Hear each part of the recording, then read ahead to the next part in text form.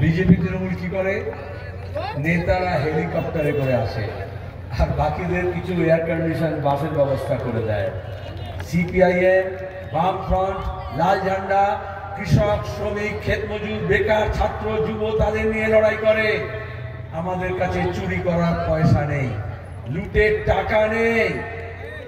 আর এই জন্যই খেটে খাওয়া মানুষের আওয়াজ যাতে পার্লামেন্টে পৌঁছয়, আমাদের দাবি, আমাদের যন্ত্রণা, আমাদের ব্যথা বেদনা, আমাদের কাজ, আমাদের শিক্ষা, আমাদের স্বাস্থ্য, আমাদের রাস্তা, আমাদের রেল, আমাদের নদী, আমাদের সেচ, আমাদের জল, আমাদের গাছ, আমাদের জঙ্গল, আমাদের পরিবেশ, এই সবটাকে ওরা লুট করছে। আমাদের এখানকার অ্যাডভোকেট নীলাঞ্জন দাশগুপ্ত সিপিআইএম এর বামফ্রন্ট মনোনীত প্রার্থী, জাতীয় কংগ্রেস সমর্থন করেছে। দেখেছেন কিরম দরাজ গলায় বলেছে স্পষ্ট করে, আপনাদের ব্যথা বেদনার কথা চায়ের দোকানে বলেন, রাস্তায় বলেন, ঘরে বলেন। তাও সন্ত্রাস করে বলেছিল কেউ কোনো কথা বলবে না, ইতিউতি চাইতেও তো কেউ শুনছে না। তো তারপরে এখন মানুষ বলছে সন্ত্রাস কেটেছে, কিন্তু এই পর্যন্ত পাড়া পর্যন্ত, চায়ের দোকান পর্যন্ত, ঘর পর্যন্ত, বাজার পর্যন্ত এই আওয়াজটা দিল্লিতে কলকাতায় পৌঁছচ্ছে না। আপনাদের এই ব্যথার কথা, যন্ত্রণার কথা, দাবির কথা, সমস্যার কথা যাতে দিল্লির দরবারে গিয়ে জোর গলায় বলতে পারে, এই জন্য কাস্তে হাতুড়ি তারা চিহ্নে আমরা নীলাঞ্জন দাশগুপ্ত এখানে দাঁড় করিয়েছি। শুধু গিয়ে বলবে না, লড়ে ভিড়ে কেড়ে করে আপনাদের হক, রুটি রুজি এইটাকে নিয়ে আসবে। এখানে বাসুদেব আচার্য প্রার্থী ছিলেন, দীর্ঘদিন এমপি ছিলেন, তিনি দেখিয়েছেন এমপিরা কিরকম কাজ করে মানুষের সঙ্গে থেকে। আজও তার কথা মনে করতে হয়। এই মমতা ব্যানার্জি নায়িকাকে নিয়ে এসে বাসুদাকে হারিয়েছিল, আর তখন বলেছিল চুপ,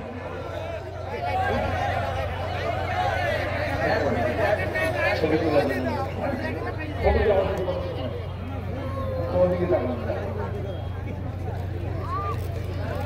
ওরা ছবি তুলতে চাইছে। তা নাহলে যে ভিড় হয়েছে এটা তো বুঝতে পারবে না। শুধু একবার মোহাম্মদ সালিম বলছে নীলাঞ্জন, আমিও দেবলীনা অজিতপতি বসে আছে, কিন্তু আমরা চাই আপনারা আমাদের থেকে অনেক বড়, আপনাদের ছবি উঠুক যাতে সেটা গোটা দেশ দেখতে পারে যে মানুষ বাঁকুড়া কেন্দ্রে আছে। তাই তো হবে লড়াই, হবে লড়াই, জোর করে বলতে হবে, শুধু ছবি দেখলে হবে না, শুনতে হবে।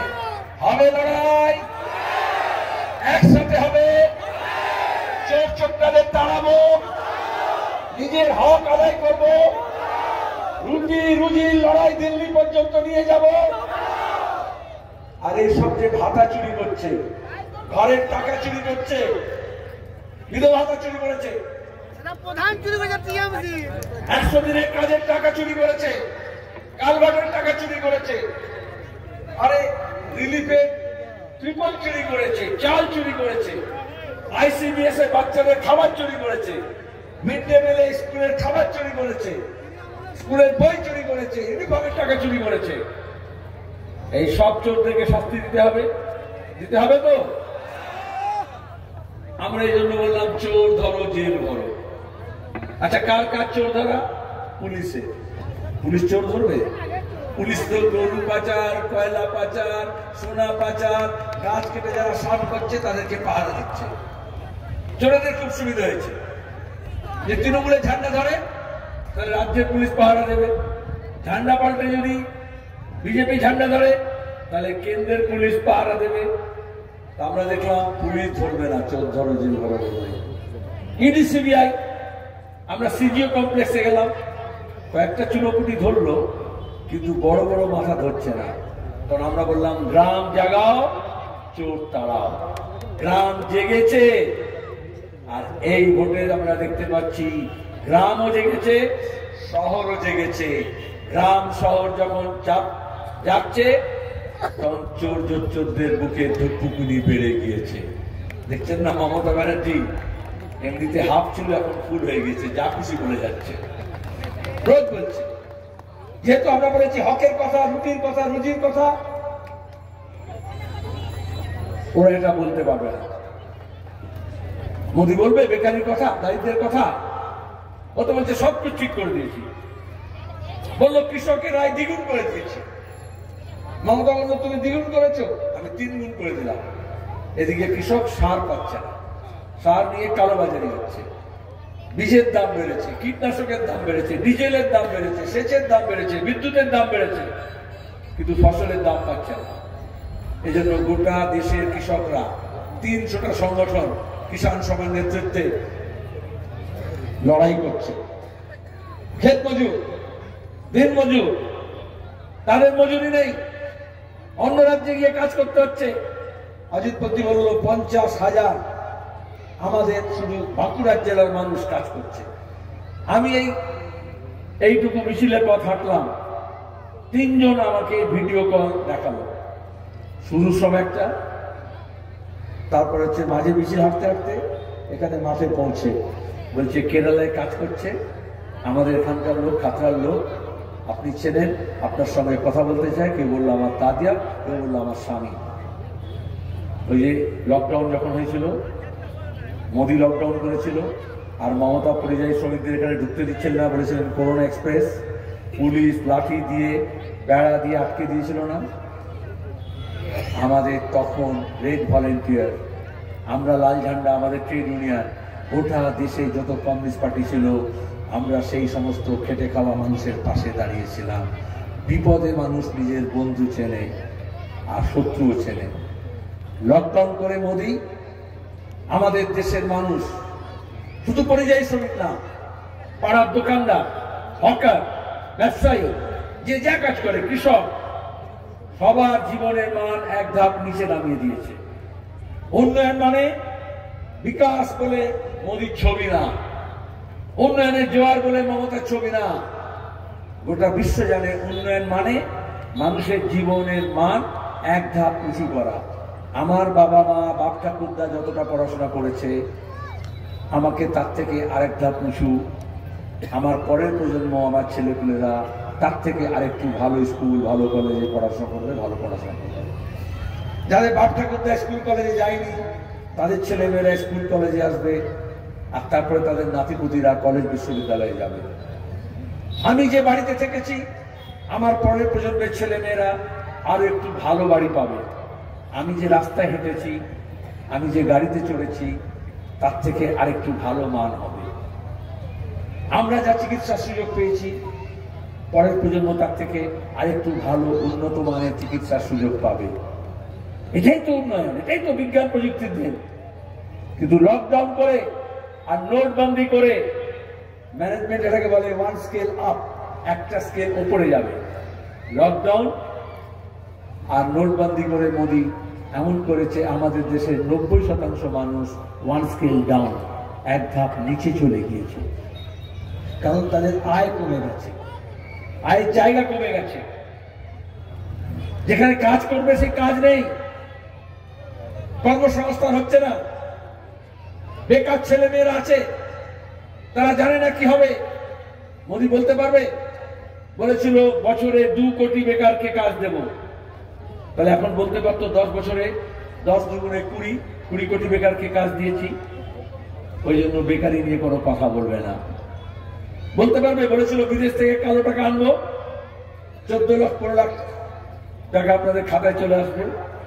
এখনো কোনো ভক্ত আছে, ওই যে জনধন খাতা করেছিল না, জিরো ব্যালেন্সে, সকালে মন্দিরের ঘন্টার ধ্বনি হলে, ফজরের আজান হলে, গুরুদ্বারায় গুরুবাণী হলে, ওইদিকে না গিয়ে আগে নিজের খাতাটা বার করে দেখে মোদি যখন বলেছে 14 লক্ষ টাকা না হোক 14-15 হাজার টাকা কি পাঠিয়েছে, রোজ একবার খাতা খুলে দেখে।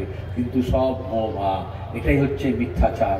ওরা বলেছিল কিন্তু করেনি, আর এখন এই কথাগুলো ভুলিয়ে দিতে চায়। এখন বলছে নতুন গ্যারান্টি। কিসের গ্যারান্টি দেবে? আমাদের রেল বেচে দিচ্ছে, আমাদের রেল লাইন, রেল স্টেশন বেচে দিচ্ছে, আমাদের বিমানবন্দর বেচে দিয়েছে, এয়ারলাইন বেচে দিয়েছে। আবার আমাদের এখানে রাজ্য সরকার, এদের কাছে রেল নেই, এরা ট্রাম বেচে দিয়েছে, বাস বেচে দিয়েছে, বাস স্ট্যান্ড বেচে দিয়েছে। ঘটছে না। বলল আমরা খাতড়ায় মহকুমা গড়ে তুলেছিলাম, মহকুমা শহর গড়ে তুলেছিলাম। বাসুরাকে দেখেছি পার্লামেন্টে নিরলস চেষ্টা করেছে কোথায় রেল লাইন হবে। এই ছাতনা থেকে মুকুটমণিপুর শুধু না, গোটা রাজ্যের রেল লাইন, কোথায় নতুন রেল হবে, কোথায় কারখানা হবে, কোথায় জমি পাওয়া যাবে, এই নিয়ে সারা জীবন কাটিয়েছেন। মানুষের দুর্দশার কথা শুনেছেন, তাকে নিয়ে যেখানে যে কোম্পানি হোক, রাজ্য হোক, দেশের সরকার হোক, তার কাছে নিয়ে গিয়ে পৌঁছে দিয়েছেন তার অধিকার নেওয়ার জন্য। আর সেই জায়গা দাঁড়িয়ে মমতা বলল, আমাকে দেখো তো, আমাকে দেখে তো আমাদের পেট ভরেনি, একটু মনমোহন সেনকে দেখবে। 5 বছর লোকে মনমোহন সেনকে দেখলো। তারপর বিজেপি বলল, তৃণমূলকে দেখেছেন, একটু আমাদেরকে দেখুন। বিজেপি নতুন কোনো নয়, 10 বছর দেশের সরকার চলছে। মোদী নতুন না, প্রথমে বলেছিল একবার দেখুন, কিন্তু এখন 10 বছর সরকার চলেছে। আবার বুদ্ধি করে বলেছিল তৃণমূলের এত চুরি, জোচ্চুরি, লুটপাট, ধর্ষণ, খুন, এই যে সন্দেশখালী দেখছেন, এরকম রাজ্য জুড়ে তো অনেক জায়গায় এরকম মুক্তাঞ্চল করেছে, সন্ত্রাস করেছে। এই বাঁকুড়া জেলায় করেছে, যেখানে বিরোধীরা ঢুকতে পারবে না, পঞ্চায়েত লুট করবে, পুলিশ তৃণমূলের হুকুমদারি করবে, কোনো অভিযোগ দেবে না। সেখানে দাঁড়িয়ে আমাদের মা বোনেদের ইজ্জত দিয়েছে, আমাদের জমি লুট করেছে। আমরা বলেছিলাম লাঙ্গল যার জমি তার, জমিদারদের জমি নিয়ে গরিব মানুষকে জমি দেওয়া হয়েছিল, ভূমিহীনদের কাছে। তৃণমূল এসে কি বললো, বন্দুক যার, গুলিগোলা যার, জমি তার। আর তারপরে জমি কাটতে আরম্ভ করে দিল। ভূমি সংস্কার করে আমরা যা করেছিলাম তার উল্টো করলো। এখন মানুষ জেগেছে, সব চোরেদের বিরুদ্ধে আমরা লড়াই করছি, গোটা দেশে আর আমাদের রাজ্যে। আমরা একা সিপিএম না, শুধু বামফ্রন্ট না, এবারে তার সঙ্গে জাতীয় কংগ্রেস জুড়েছে। এবার কেউ কেউ বলছে, আচ্ছা বাম ছিল আবার কংগ্রেস কেন এলো? যেরকম মমতা বলছে, মোদী বলছে, এখানে সেরকম নেই, তো কোথাও কোথাও বলার চেষ্টা করেছিল। আরে বাবা, আমি একটা উদাহরণ দিই, যদি আগুন লাগে গ্রামে পাড়ায় কোথাও, লোকে আগুন আগুন করে চিৎকার করে, দমকল আসতে দেরি হয়, পুলিশ তো আসেই না, যদি ইনকাম না হয় পুলিশ আসে না। তখন পাড়ার ছেলেরা সব বেশি করে নামে না, পাড়ার ছেলেগুলোরা মেয়েরা জল নিয়ে ছুটে আসে না আগুন নেভানোর জন্য। কোনো দামাল ছেলে একেবারে আগুনের মধ্যে ঢুকে যায়, কোনো বাচ্চা আটকে আছে, কোনো বুড়ো লোকজন আটকে আছে, কোনো অসুস্থ লোক আছে, তাকে বাঁচানোর জন্য। তখন কেউ দেখে কে সিপিএম, কে কংগ্রেস, কে ফরওয়ার্ড ব্লক? তখন কেউ দেখে কে মোহামেডান, কে ইস্ট বেঙ্গল, কে মোহনবাগান? তখন কেউ দেখে কে বিয়ে বাড়িতে নিমন্ত্রণ করেছিল কবে, কে কাকে গাল দিয়েছিল? তখন শুধু দেখে কে আগুন নেভানোর জন্য জল নিয়ে ছুটেছে, আর কে আগুন বাড়ানোর জন্য পেট্রোল আর কেরোসিন তেল নিয়ে ছুটছে। আজকে দেশে আগুন লেগেছে, এই দেশের আগুন নেভানোর জন্য আমরা ইন্ডিয়া ব্লক করেছি, সবাইকে দাবি জানিয়েছি, আহ্বান জানিয়েছি, সবাই এক কাজ করে। যারা লাভ জিহাদ, ঘর ওয়াপসি, মব লিঞ্চিং, কে কি খায়, কে কি করে, কোন ভাষায় কথা বলে, এ নিয়ে দাঙ্গা লাগাতে চেয়েছে, ঝামেলা করতে চেয়েছে, তারা বিপদ করেছে। বলছে কেন একটা হলেন? আরে স্বাধীনতা আন্দোলন যখন করেছি আমরা ইংরেজ সাম্রাজ্যবাদের বিরুদ্ধে, কংগ্রেস এবং কমিউনিস্টদের মধ্যে মতের ফারাক ছিল। কেউ বলেছিল অহিংস কথা হবে, কেউ বলেছিল সহিংস কথা হবে, কেউ বলেছিল শুধু ডাক্তার, ব্যারিস্টার, উকিল, ব্যবসায়ী, জমিদাররা করবে। কমিউনিস্টরা বলেছিল শ্রমিক, কৃষক, ক্ষেত মজুর, দারোয়ান, গাড়োয়ান সবাই মিলে স্বাধীনতা আন্দোলন করবো। মত আলাদা ছিল, পথ আলাদা ছিল, কিন্তু লক্ষ্য এক ছিল, ইংরেজকে তাড়াতে হবে, দেশকে স্বাধীন করতে হবে। আপনার যদি লক্ষ্য এক থাকে তাহলে আপনি পথ কোথাও না কোথাও এসে মিলবে, মত কোথাও কোথাও এসে মিলবে। যদি মত নাও মেলে, মতান্তর হবে না, মনান্তর হবে না।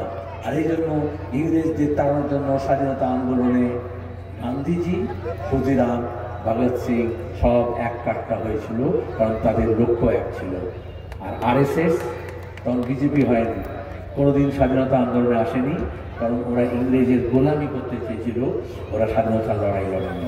স্বাধীনতার আগে, স্বাধীনতার পরে কংগ্রেসের সঙ্গে আমাদের আলাদা মত, কিন্তু যখন ব্যাংক জাতীয়তাকরণ হলো, যখন কয়লা খনি জাতীয়করণ হলো, যখন দাঁড়িয়ে রাজা রাজবাড়া যাদেরকে এখন তৃণমূল বিজেপি খুঁজছে, তাদের যখন মাসোয়ারা ছিল সেটা বন্ধ করা হলো, যখন এইসব 100 দিনের কাজের আইন এলো, যখন আদিবাসীদের জঙ্গলের জমির অধিকারের আইন এলো, তখন আমরা এক কাট্টা হলাম, আমরা সমর্থন করলাম। আমি যে কথা বলছি বারবার, যদি মত আর পথ আলাদাও থাকে, লক্ষ্য এক থাকে, আমরা কোথাও না কোথাও দোরাস্তার পক্ষে চৌরাস্তায় মিলতেই পারি। আজকে তো এখানে যখন জমাতে আসছিলাম, দুদিক থেকে দুটো মিছিল আসছিল। একটা মিছিলে নীলাঞ্জন ছিল, একটা মিছিলে অঙ্গিরা ছিল আমার সঙ্গে। তারপরে মাঝখানে ওই পাড়ার নামটা জানি না, পুরাতন বাজার দিয়ে আমরা এলাম, এরা দিক দিয়ে এলো, তারপর একটা জায়গায় মিললাম। তো এইরকম আজকে লক্ষ্য আমাদের এক, বিজেপি আর তৃণমূলের চোরগিরি আমাদের থামাতে হবে, লুটেরাদের তাড়াতে হবে, দাঙ্গাবাজদের আটকাতে হবে, দেশের গণতন্ত্র, ধর্মনিরপেক্ষতা, সংবিধানের শাসন আমাদের রক্ষা করতে হবে। এই জন্য আমরা এসে মিলেছি। এখনো যারা দূরে আছে তাদের কাছে আহ্বান জানাচ্ছি, এই লড়াই আমাদের দেশের ভবিষ্যতের জন্য, এই লড়াই আমাদের ছোট ছোট ছেলে মেয়েদের জন্য। ওদের কাছে কোন দেশ আমরা রেখে যাব, কোন সমাজ আমরা রেখে যাব, কি অবস্থা রেখে যাব, আমাদের জোয়ান ছেলে মেয়েরা তারা হাতে কাজ পাবে কিনা, আমাদের ছেলে মেয়েরা স্কুলে যাবে না, স্কুলগুলো বন্ধ হয়ে যাবে, আমার বুড়ো বাপ মাগুলো হাসপাতালে চিকিৎসা পাবে না, হাসপাতালগুলো সব প্রাইভেট হয়ে যাবে, আর আমাদের জমি ঘটি বাড়ি বন্ধক করে দিয়ে চিকিৎসা করাতে হবে। এটাই তো লড়াই। আমাদের যে দশা হয়েছে, আমাদের যে দুর্দশা হয়েছে, তাকে কাটাতে হলে আমাদের দিশা পাল্টাতে হয়। এটা পার্লামেন্টের নির্বাচন, পার্লামেন্টের নির্বাচনে দেশের দিশা ঠিক করতে হয়, নীতি ঠিক করতে হয়। তৃণমূল কোনো দিশা নেই। এই জন্য মমতা দেখবেন সকালে এক কথা বলছে, বিকেলে আর এক কথা বলছে। একবার বলছে আমি ইন্ডিয়া ব্লকে নেই, কংগ্রেসকে গাল দিচ্ছে, সিপিএমকে গাল দিচ্ছে, আবার একবার বলছে আমি ইন্ডিয়া ব্লকের মধ্যে আছি।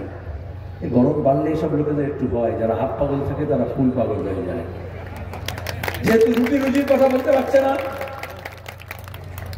কি বলছে এখন? কালকে দেখেছেন ধর্মের কথা বলছে, ভারত সেবাশ্রম, রামকৃষ্ণ মিশন, তাই না?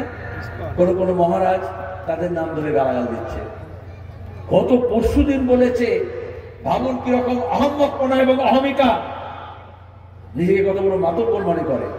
বলছে গীতা, কোরআন, রামায়ণ, মহাভারত সব শেষ হয়ে যাবে, কিন্তু মমতা ব্যানার্জির নাম আর মমতা ব্যানার্জির কাজ থাকবে। এত বড় আস্পর্ধা। পাগল না, শেয়ান পাগল। কিছু কিছু নেতারা বলেছিল না, মমতাকে দেবী বানিয়ে মূর্তি করে 300 বছর পরে মন্দির বানানো হবে, পুজো করবে। এইরকম সাইকোফ্যানদের কথা শুনে শুনে কিছু মানুষ নিজেকে সেটা বিশ্বাস করতে আরম্ভ করে। মোদী যেমন নিজেকে অবতার মনে করছেন, মমতা রকম নিজেকে দেবী মনে করছেন। আমরা বলছি আমাদের নতুন করে কোনো অবতার দরকার নেই, নতুন করে কোনো দেব দেবীর দরকার নেই। আমাদের জনপ্রতিনিধি দরকার, যে জনতার কথা বলবে, জনতার সঙ্গে থাকবে, জনতার সঙ্গে মিশবে, আর তাদের দাবিগুলো নিয়ে লড়বে। এই জন্য নীলাঞ্জন দাস সেখানে দাঁড়িয়েছে। আসলে কেন বলছি? প্রথম থেকে দেখবেন বিজেপি এবছরের ভোটের আগে রাম মন্দির, 370, ইউসিসি এসব বলছিল না, একটার পর একটা। ওই যে মহাভারত রামায়ণের যারা গল্প করেছেন, যোদ্ধারা যখন যুদ্ধ করে তখন দেখবেন তাদের কার্টুনে দেখবেন পেছনে টুল থাকে, ওটা বলে টুল, তার মধ্যে সব স্বর থাকে, তীর, সেগুলো একটা করে বার করে আর ধনুকে ছিলায় লাগিয়ে তারপরে তীর ছোড়ে। বিজেপির কাছে যতগুলো টুল ছিল সব ব্যবহার করেছে, টুলের মধ্যে যত অস্ত্র ছিল, যত স্বর ছিল, তারপরে সব ফুরিয়ে গেছে, কোনোটাই কাজ করেনি। আমরা বলেছিলাম এই লড়াইটা হচ্ছে হকের, অধিকারের, ইনসাফের, ন্যায়। আমরা বলেছিলাম এই লড়াইটা হচ্ছে রুটি রুজির, এই লড়াইটা হচ্ছে কৃষকের ফসলের দামের প্রশ্নে, এই লড়াইটা হচ্ছে শ্রমিকের মজুরির প্রশ্নে, এই লড়াইটা হচ্ছে বেকারদের কাজের প্রশ্নে, এই লড়াইটা হচ্ছে স্কুল কলেজ বিশ্ববিদ্যালয়ে বাঁচিয়ে রাখার প্রশ্নে, এই লড়াইটা হচ্ছে আমাদের স্বাস্থ্যের প্রশ্নে। ওরা এটা বলতে পারে না, এই জন্য এখন ধর্মকে গর্ব করে অপকর্ম করার চেষ্টা করছে। প্রথমে কি বলেছিল? 400 পার বলেছিল না, এখন আর বলছে না। এখন জনগণ বলছে দেশের 30 পার, আর 400 পার হতে হবে না। বিজেপির হাওয়া প্রথম দিকে উঠছিল, মমতা বলল আমি ইন্ডিয়া ব্লকে থাকবো না। আমাদের অনেক লোক বলছিল এই সীতারামের চুরি, আর আপনি মমতা ব্যানার্জি সব একসঙ্গে কেন গেল, চা একসঙ্গে কেন খেলো? বিজেপি বলছিল না, কেন বলছিল? কারণ সবাই এক কাটটা হচ্ছে দেশের সংবিধানকে বাঁচাতে গেলে, দেশের ভবিষ্যৎ বাঁচানোর জন্য, আমাদের যুক্তরাষ্ট্রীয় কাঠামো, আমাদের ধর্মনিরপেক্ষতা, আমাদের গণতন্ত্রকে বাঁচানোর জন্য। এতে অনেকে দেখলো এত লোক এক কাটটা হয়ে গেলে আর তো বিজেপির হওয়া থাকবে না। মমতা কি করলো, যেই দেখলো 400 পার বলছে, উনি বললো আমি ট্রেন থেকে নেমে যাব, আমি ইন্ডিয়া ব্লকে থাকবো না। আমরা কেউ ধাক্কা দিইনি, উনি নিজেই বললেন ড্রাইভারকে গাড়ি থামাও, আমি নেমে যাচ্ছি, নেমে গেলেন। এবার এখন মহারাষ্ট্রে, গুজরাটে, রাজস্থানে, উত্তরপ্রদেশে, মধ্যপ্রদেশে, কেরালা, তামিলনাড়ু, তেলেঙ্গানা, আন্ধ্রা, বিহার তো বটেই, হই হই করে হাওয়া উঠছে বিরোধীদের। এবার মমতা বলেছেন, ফ্যাসাদে পড়েছেন, কি করবেন? বলছেন আমি তো একবার বললেন আমি বাইরে থেকে ইন্ডিয়া ব্লককে সমর্থন করব, আবার পরের দিন বলছেন আমি তো ইন্ডিয়া ব্লক তৈরি করলাম। আচ্ছা, তুমি যদি ইন্ডিয়া তৈরি করে থাকো তোর বাইরে থেকে কেন করবে? আপনি যদি আপনার পরিবারের সদস্য হন তাহলে কি বাইরে থেকে আমার মেহমান হয়ে ঢুকবেন? আপনি তো ভেতরে আছেন, তাহলে উনি ভেতরে নেই, কে বাইরে করলো? আমি বলেছিলাম তখন প্রেস কনফারেন্সে যে মমতা দেখো হাওড়া স্টেশন থেকে যখন দিল্লির ট্রেন ছাড়ে অনেকেই ওঠে, সবাই দিল্লি যাওয়ার পর্যন্ত হয় না। মমতা ব্যানার্জি যেই আসানসোল ধানবাদ এলো, ড্রাইভারকে বললো গাড়ি থামাও, আমি নেমে যাব। এখন বলছে আমি গাড়িতে উঠবো। কি করে উঠবে ভাই? তোমার তো ট্রেনের টিকিটের ক্যান্সেল হয়ে গিয়েছে, তোমার তো আর রিজার্ভেশন নেই। আর এটা তো টোটো নয় যে ভাই দাঁড়া বলে হাত দিয়ে দাঁড়িয়ে করে দিলেন, একটু ও ব্যাক করে আপনাকে তুলে দিল, তো রেল তো বেরিয়ে গেছে, তো পেছনে গিয়েছে। এবার মমতা পাগলের মতো ছুটছে, ঠিক না? আচ্ছা, যদি টিকিট না থাকে, রিজার্ভেশন না থাকে, তারপরে তো ধরে নিলাম উঠে পড়লো, তো জেল যাবে নির্ঘাত। বিনা টিকিটে উঠলে তো জেলে পাঠাতে হবে। আর উঠতে চাইছে কেন? কারণ ওই যে কয়লা পাচার, গরু পাচার, ওই যে শিক্ষক নিয়োগের দুর্নীতি, সুপ্রিম কোর্ট জুলাই পর্যন্ত স্বস্তি দিয়েছে, তারপরে বলেছে ফৌজদারি তদন্ত করতে হবে। সুতরাং তুমি ট্রেনে ওঠো আর ট্রেনে না ওঠো, বাইরে থাকো আর ভেতরে থাকো, জেল তোমাকে যেতেই হবে। এই জন্য জেল থেকে ভাইপোকে বাঁচানোর জন্য, ভাইপো বউকে বাঁচানোর জন্য বলেছিল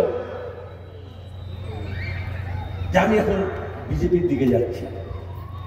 আবার যেই দেখছি এখন ইন্ডিয়া ব্লকের সরকার হবে, তখন বলছি আমি তোমার দিকে যাচ্ছি। দিল্লিতে দরবার করছে সোনিয়া গান্ধী খার্গের কাছে। পরশুদিন দেখেছেন কংগ্রেসের সভাপতি খার্গে অধীরবাবুকে বকাবকি করে কিছু কথা বলেছে।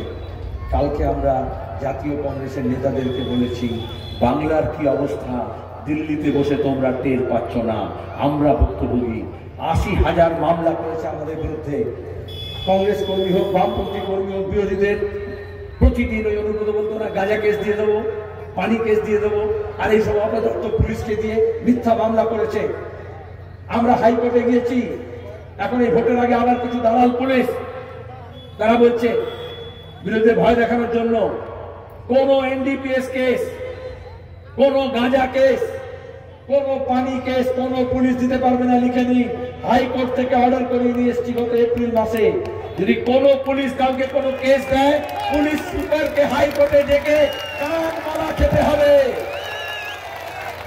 আর পুলিশ ছাড়া তৃণমূলে কিচ্ছু মুরদ নেই। ভোট লুট করেছিল, গণনা লুট করেছিল, পুলিশকে দিয়ে, আইএস আইপিএস অফিসারদের দিয়ে, ডব্লিউবিসিএস অফিসারকে দিয়ে, থানার আইসিওসি কে দিয়ে। আমরা বলেছি এইবার ভোটে, এই যে ভোট হচ্ছে, আজকে তো ভোট হচ্ছে, কোন পুলিশ বুথের ধারে কাছে ঢুকতে পারবে না, বাইরে দাঁড়িয়ে লাইন ঠিক করবে।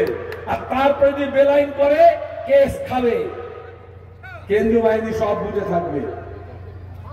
আর কোথাও যদি কোনো গন্ডগোল হয়, একটাই নাম্বার দেওয়া থাকবে প্রার্থীর কাছে, 5 মিনিটের মধ্যে সেখানে বাহিনী পৌঁছবে। আজকেও কয়েক জায়গায় হাওড়ায়, উলুবেড়িয়াতে, পাঁচলাতে, ডোমজুড়ে কিছু তৃণমূলের লোকজন আর কয়েকটা পুলিশ একটু হইচই করতে চেয়েছিল। আমাদের বাহিনী রেডি আছে, কেন্দ্রীয় বাহিনী আছে। দীপশিতা, সব্যসাচী এমন করে লড়েছে, কাউকে ধারে কাছে ঢুকতে দেয়নি। আমি মুর্শিদাবাদে প্রার্থী ছিলাম,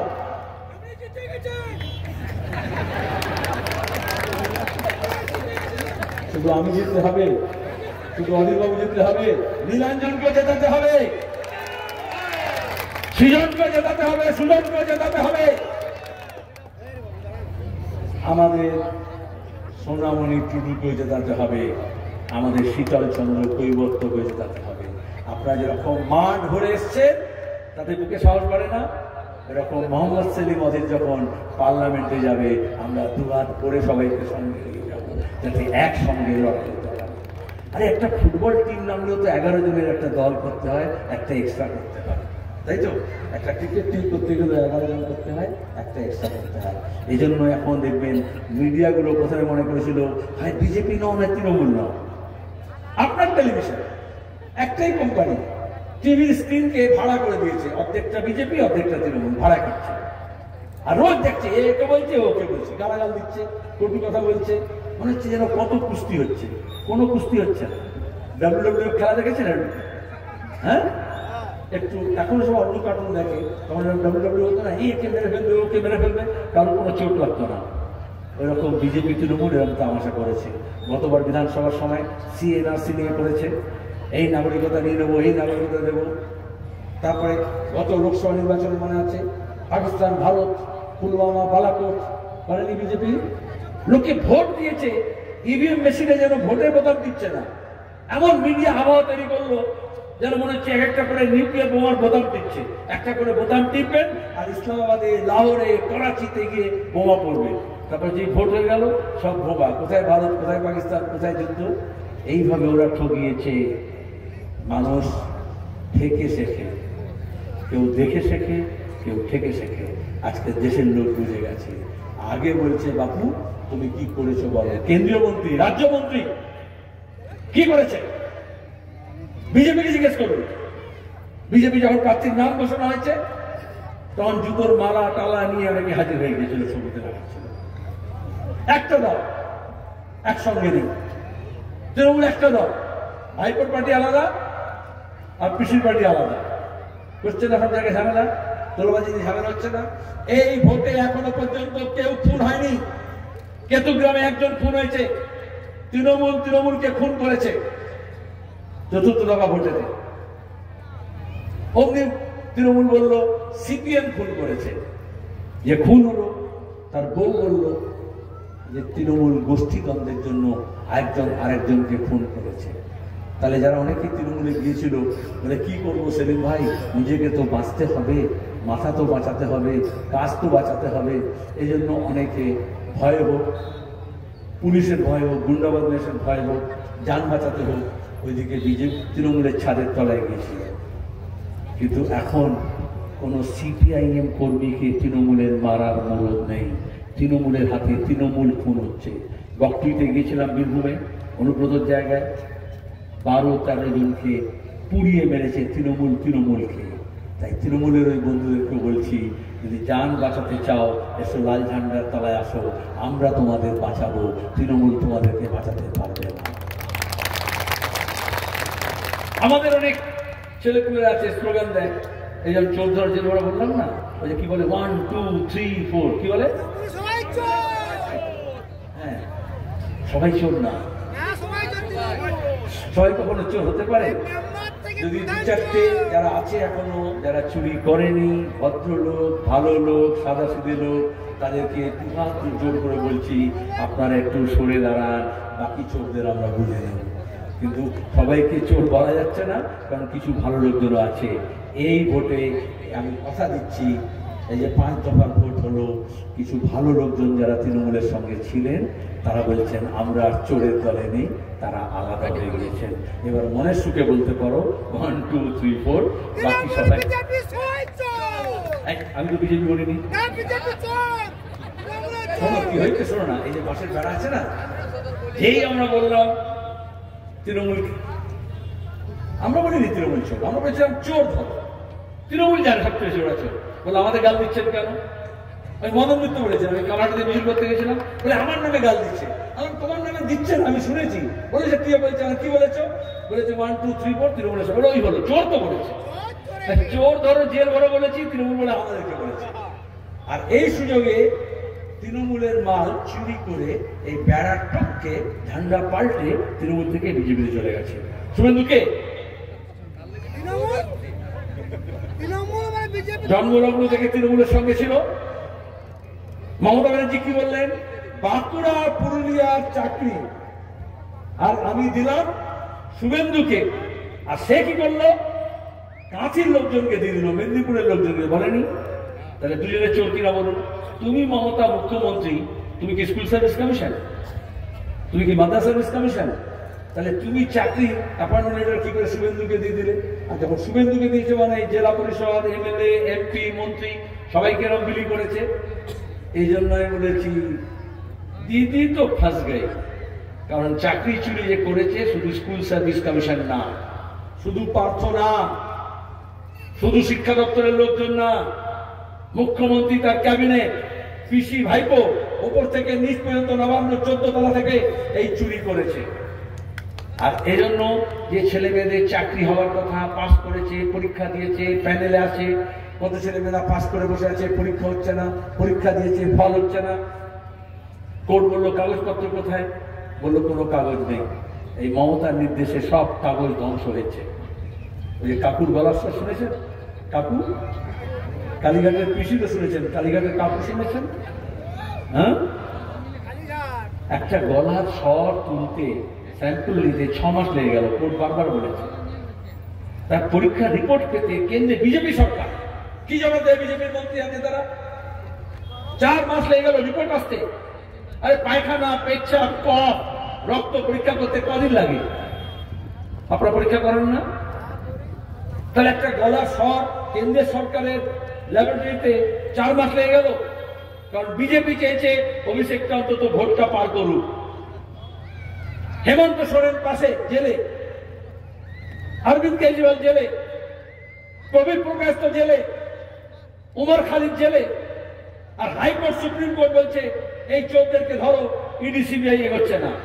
আমরা বলছি ওই কালীঘাটের টালির চালে কত টাকা আছে বার করো। ইডি সিবিআই কেন্দ্র সরকার, বিজেপি বলছে না, ওদিকে যাবো না। টালির চালের নিচে না গিয়ে মানে কুতুব মিনারের নিচে কি আছে খুলে দেখতে হবে, তাজমহলের নিচে কি আছে দেখতে হবে, জ্ঞানপাপি মসজিদের নিচে কি আছে দেখতে হবে। ওই মাথা খুঁড়ে মরে গেলেও কিছু পাবি না। বরঞ্চ কালীঘাটে যেতিস, পার্থ চ্যাটার্জি অর্পিতার বাড়ি থেকে যত টাকা বেরিয়েছে তার থেকে অনেক গুণ বেশি টাকা ওখানে বেরোবে। কারণ পার্থ চ্যাটার্জিরা 4 আনা মেরেছে আর 12 আনা পিসি ভাইপোর কাছে গিয়েছে। তাহলে কি হবে?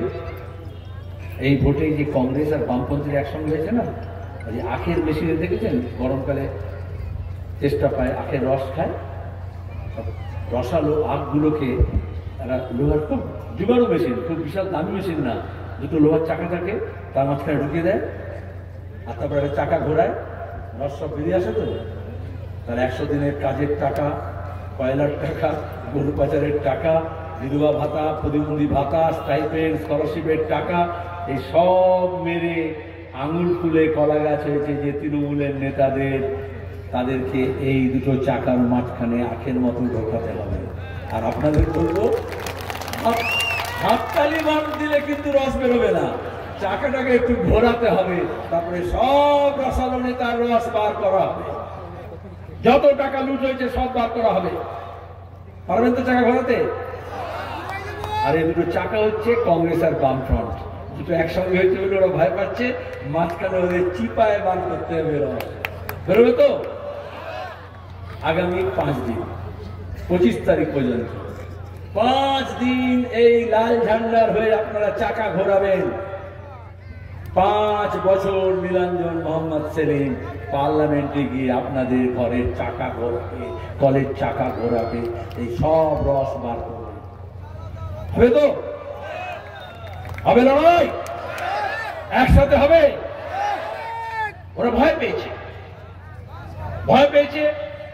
দেখবেন এখন অভিষেক ব্যানার্জি 5টা জেলার লোক নিয়ে, পুলিশ নিয়ে, 500 জন লোক থাকে, 2000 পুলিশ দিয়ে হইচই পাকানোর চেষ্টা করছে, টাকা বিলি করছে, ভাবছে ভোট লুট করবে।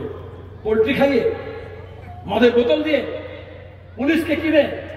এত সহজ হবে না।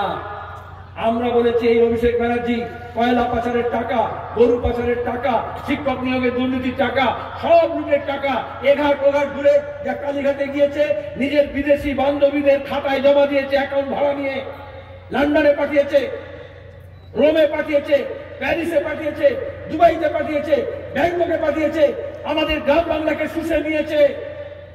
এখানে শুধু জল পাওয়া যাচ্ছে না, জল শুষেছে তা নয়, আমাদের রক্ত শুষেছে, আমাদের ব্যবসা বাণিজ্য, দোকান বাজার, হাট থেকে টাকা শুষেছে, আমাদের কাজ কারবার থেকে টাকা শুষেছে। সেই টাকাগুলো আদায় করতে হবে। আমি যখন এটা বললাম, অভিষেক ব্যানার্জি একটা 277 পাতার চিঠি পাঠালো আমাকে ওর উকিল দিয়ে, যে মানহানি মামলা করবো। আমি বললাম যে মান নেই, তার আবার হানি কি করে হয়? মামলা করেনি, কারণ ইডি সিবিআই তার তালিকা দিতে পারছে না, ভয় পাচ্ছে, মোদীর নির্দেশ নেই। আমি বলেছি ভালো, এখানে বলছি হাইকোর্টে মামলা করো, আমি সব দস্তাবেজ নিয়ে গিয়ে হাইকোর্টে দিয়ে দেবো কোথাকার মাল কোথায় গিয়েছে। ওই জন্য আর কেস করেনি। আমরা জনতার আদালতে এসেছি, জনতার আদালত রায় দেবেন। এটা লোকসভার ভোট, সেমিফাইনাল। কারণ বিজেপি তৃণমূলকে রক্ষা করছে, লিখে নিন। যারা মনে করেছিলেন যে তৃণমূল এত শয়তান, এত চুরি, ইজ্জত চুরি, ধর্ষণ, খুন করেছে, এত সন্ত্রাস করেছে, আপনাদের দিয়ে তো হবে না। একটা শয়তানকে দূর করতে হলে আর একটা বড় শয়তান নিয়ে আসতে হবে। ছোট ফুলকে সাহায্য করবে বড় ফুল, কাঁটা সে কাঁটা নিকলেগা। আপনার পায়ে একটা কাঁটা ছিল, আর একটা কাঁটা লাগিয়ে দিয়েছে। আমি তো কাঁটা বলছি, আসলে ও তো ফুল বলে। আসলে ঘাস ফুলকে কমল ফুল জব্দ করেনি, কমল ফুলকে ঘাস ফুল জব্দ করবে না। দুই ফুল মিলে বাংলার মানুষকে এপ্রিল ফুল বানিয়েছে।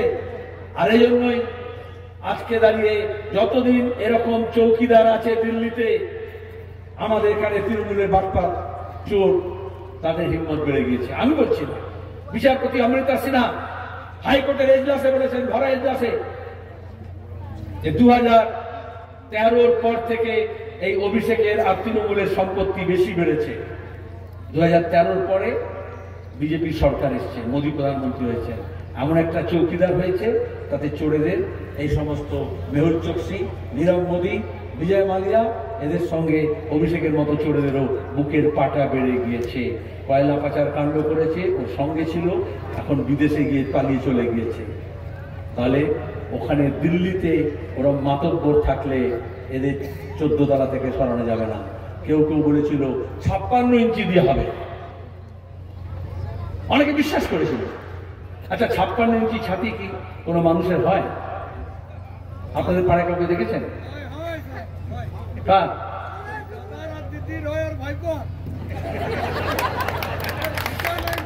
হয় হয় হয়, গরুর হয়, মোষের হয়, গন্ডারের হয়, জলস্থির হয়, হাতির হয়, কোনো মানুষের হয় না। যারা পালোয়ান কুস্তিগির দেখেছেন দিল্লিতে, যারা ওইসব ধর্ণা দিচ্ছিল, পালোয়ান আমাদের দেশের মেয়েরা যারা বিদেশ থেকে গিয়ে পদক নিয়ে এসেছিল, অলিম্পিক থেকে, এশিয়ান গেমস থেকে, কমনওয়েলথ থেকে, তাদেরকে বিজেপির এমপি তাদের শ্লীলতাহানি করেছিল। এখন সন্দেশখালী নিয়ে বড় বড় কথা বলছে। একটা এফআইআর নেয়নি, সুপ্রিম কোর্ট পর্যন্ত যেতে হয়েছিল, তাকে কুস্তিগিরের ফেডারেশন থেকে সরায়নি। আমাদের কুস্তিগিররা সব পদক ফেরত দিল মোদির ঘরের সামনে গিয়ে ফুটপাতে। কিন্তু কোন পালোয়ান, তখন তো পালোয়ানদের দেখেছেন, কারোর 56 ইঞ্চি ছাতি ছিল না। এটা হচ্ছে মিডিয়া, যেটা যা নয় সেটা প্রচার করে আর লোকে বিশ্বাস করে। আচ্ছা, মমতাকে বলেছে সততার প্রতীক, সে কি সততার প্রতীক? সবচেয়ে বড় চোরকে সততার প্রতীক বলে চালিয়ে দিয়েছে। আর এখন দাঁড়িয়ে যে তৃণমূলকে সাহায্য করতে পারছে না, তাকে 56 ইঞ্চি ছাতি বলে চালিয়ে দিয়েছিল। আমরা বলেছি কোনো 56 ইঞ্চি ছাতি না, কোনো 356 না। বাংলার মানুষ, তপশিলি জাতি, আদিবাসী, কুর্মী, রাজবংশী, উত্তরবঙ্গ, দক্ষিণবঙ্গ, হিন্দু, মুসলমান, পূব পশ্চিম, সবাই যদি আমরা একটা হই, তাহলে আমরা ওই 14 তলা থেকে চোরটা দিয়ে টেনে হিচড়ে নামাতে পারি। এই সেমিফাইনাল পার্লামেন্টে আপনারা পাঠাবেন। 2 বছর ধরে আমরা প্রয়াস চালাবো এবং 2026-এ মনে রাখবেন, 24-এ সেমিফাইনাল, 26-এ ফাইনাল। এই বাম এবং কংগ্রেসের জোট, আমরা যেভাবে উঠে আসছি, মানুষ যেভাবে সমর্থন করছেন, আমরা এই তৃণমূলের সরকারকেও এখান থেকে উৎখাত করব, সেই উদ্দেশ্যে লড়াই হচ্ছে। আপনারা সাথ দেবেন, আপনারা ভোট দেবেন, আপনারা ভোট করাবেন। এতক্ষণ যারা হেঁটে এসে এতক্ষণ আমার বক্তৃতা শুনলেন, তাদেরকে শুধু ভোট দেবো বললে হবে না, আপনারা রাস্তায় ঘাটে, চায়ের দোকানে, পাড়ায়, নিজের মহল্লায়, নিজের বাড়িতে, প্রতিবেশী, নিজের ঘরের ছেলে মেয়ে, মা বোন রেখে আমাদের কথা বলবেন, আমার কথা বলবেন, নীলাঞ্জনের কথা বলবেন, কাস্তে আপনি তারার কথা বলবেন, বামফ্রন্টের কথা বলবেন, বামফ্রন্ট এবং কংগ্রেসের জোটের কথা বলবেন। এই 5 দিন টিভি রেডিওতে যা বলছে তার থেকে আপনার মুখের কথা অনেক বেশি দামি, অনেক বেশি শক্তিশালী। আর সেটাই আমাদের এই রাজ্যে পরিবর্তন ঘটাবে। সে কাজ আপনারা করবেন। আপনাদের সভায় আমাদের সেই বিশ্বাসটা জন্মেছে। 5 দফার ভোটে বিজেপি আর তৃণমূলের দফা রফা হয়ে গিয়েছে। 6ষ্ঠ দফার ভোট আপনাদের 25 তারিখে, আর 7ম ভোট হচ্ছে 1 তারিখে, একেবারে উত্তর 24 পরগনা, দক্ষিণ 24 পরগনা, কলকাতায়। এবার লড়াই জমে হচ্ছে। ওরা এখন বলছে হয়তো আরে বাক্স পাল্টে দেবো, যা করবে করো, বাক্স পাল্টে দেবো। अरे जो बक्सा बदलने आएगा उसका नक्शा बदल कर रख दिया जाएगा। কোনো নীল নকশা চলবে না। ওরা ভয় দেখাবে, গুজব করবে, লোভ দেখাবে। কোনো ভয় নয়, কোনো গুজব নয়, কোনো লোভ, কোনো প্রলোভন নয়। মানুষ যদি এককণ্ঠে হয় তাহলে যার ভয়ে তুমি ভীত, সে ভীরু তোমাছে। একবার যদি আপনি রুখে দাঁড়ান, সবাই মিলে ওরা পথের কুকুরের মতো লেজ গুটিয়ে পালাবে। আর সেই কাজটাই হচ্ছে। মুর্শিদাবাদে দেখেছেন, বুথের মধ্যে ঢুকেছিল ভু এজেন্ট। কাস্তে যেরকম দেখতে হয় না, বাঁকা চাল, এরকম এই আঙুলগুলো, হাতগুলো দিলেও এরকম বাঁকা চালের মতো হয়। কাস্তে দিলে তো গলা টলা কেটে যেতে পারে, দরকার লাগে না। শুধু হাতটাকে যদি গর্দানে রাখেন, ওই সব বীর পুঙ্গবরা লেজ গুটিয়ে পালাবে। আর সে কাজ বুথে বুথে করতে হবে। প্রত্যেকটা বুথ থেকে ভূত তাড়াতে হবে। যদি বুথ থেকে ভূত তাড়াতে পারেন, তাহলে দেশ থেকে এবং রাজ্য থেকেও আমরা ভূত তাড়াতে পারবো। এ কথা বলে আপনাদের সবাইকে ধন্যবাদ, আদাব, সালাম, নমস্কার জানিয়ে শেষ করছি। আমি কিন্তু অনেক গল্প বললাম, ভোটের কথা বললাম না। দেবলীনা এবং আমিও আপনাদের জমিয়ে ভোটের কথাটা বলে দেবে, ভোটের সময় কি করতে হবে। ধন্যবাদ। আপনাদের সকলের পক্ষ থেকে কমরেড মোহাম্মদ সেলিমকে অভিনন্দন।